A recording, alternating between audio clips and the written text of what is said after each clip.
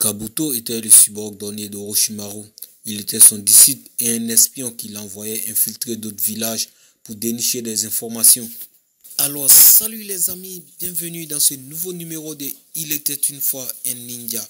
Pour ceux qui ne me connaissent pas encore, je suis Mr Sensei de l'Académie Ninja de Konoha. Et si cela n'est pas encore fait, abonnez-vous à ma chaîne et activez sur les notifications pour ne rater aucun épisode de Il était une fois un ninja de légende.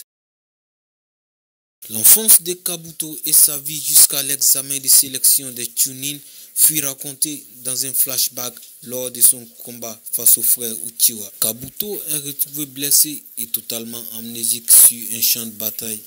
Il est recueilli et soigné par Nono Yakushi, une jeune religieuse et spécialiste en ninjutsu médical. Cette dernière lui apprend le ninjutsu médical afin qu'il puisse l'aider à soigner les ninjas de Konoha et gagner de l'argent.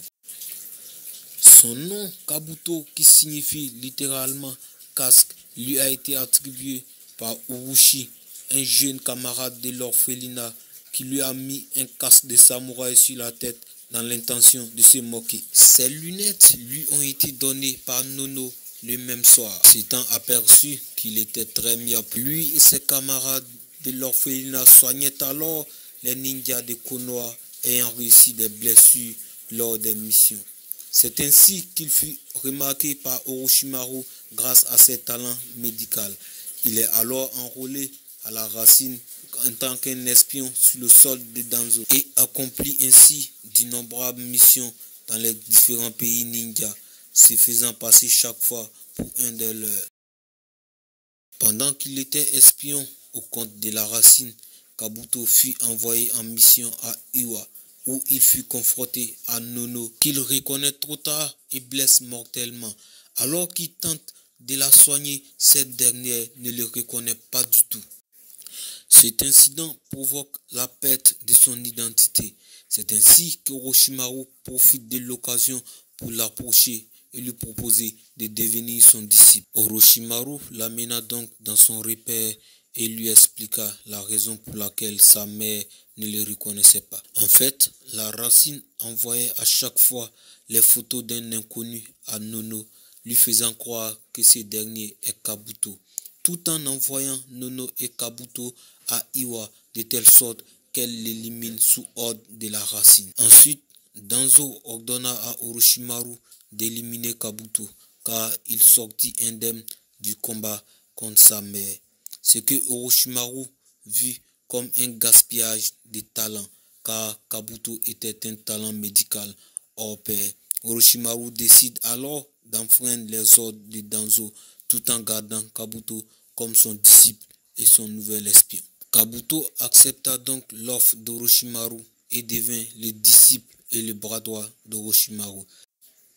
Les deux fondent ensemble le village du son, connu plus sous le nom d'Oto. Des années plus tard, sous ordre d'Orochimaru, Kabuto devint un agent double chargé de récupérer des informations sur l'Akatsuki auprès de Sasori. Mais ce dernier utilisa une technique permettant de toucher le cerveau, lui envoyant espionner Orochimaru. Mais ce dernier le découvrit et délivra Kabuto de l'emprise de Sasori. Il récupéra ainsi pour Orochimaru les informations sur les plans de l'Akatsuki auprès de Sasori, tout en jouant à perfection son rôle d'espion. Étant donné son affiliation à Konoha, il parvint à obtenir le rang de Genin et a passé plusieurs fois l'examen de sélection des Chunin afin de récolter les informations sur les participants pour le compte d'Orochimaru. Grâce à ses talents médicaux qui tient de sa mère et de son parent adoptif, Kabuto peut transporter des sujets d'expérimentation au compte de son maître Orochimaru et même les renouveler afin de les utiliser, ce qui plaît bien à Orochimaru qui est parvenu à une connaissance infaillible du corps humain. La loyauté et la personnalité de Kabuto sont très difficiles à cerner. En effet, il peut se montrer honnête et courtois comme il peut se montrer très sadique. Il sait être très serviable et faire preuve d'un humour incroyable. Il aime jouer avec l'esprit de ses ennemis tout en les poussant à bout, en relevant les faiblesses les plus profondes pour enfin les utiliser à sa guise. Il ne tolère pas le manque de respect que Sasuke Uchiwa fait preuve à l'égard d'Orochimaru. Même Orochimaru lui-même avait souvent du mal à cerner les pensées et les réelles intentions de son bras droit. Comme lorsqu'Orochimaru lui demanda de kidnapper Sasuke, il soupçonnait Kabuto de vouloir le tuer au lieu de le kidnapper. Il lui disait ainsi que si Kabuto désirait le trahir, que c'était le meilleur moment de le faire. Malgré ses doutes, Orochimaru comptait à fond sur Kabuto et jugeait grotesque l'idée qu'il décide de ne pas obéir à ses ordres.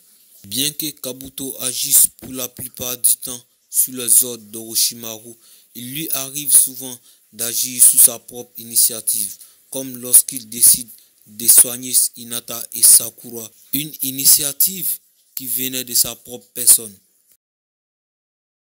Bien que la 4e grande guerre ninja fut déclarée par Obito, Kabuto fut le pion majeur du camp antagoniste dans cette guerre. Il a manipulé certains personnages de la série pour les amener du camp antagoniste, à l'instar du capitaine Yamato ou encore Donko Mitarashi. Grâce à sa maîtrise de la technique de l'Edo Tensei, il ressuscita plusieurs ninjas surpuissants pour affronter l'Alliance. Bien que Kabuto soit du côté antagoniste, il fut ramené à la raison par la technique de l'Izanami exécutée à la perfection par Itachi Uchiwa. Il faut dire que cette partie, c'était vraiment la classe. C'est tout pour aujourd'hui. Si vous avez aimé la vidéo, ne manquez pas de la liker, de vous abonner et d'activer les notifications. Et on se dit à très bientôt pour de nouveaux épisodes de Il était une fois un ninja de légende.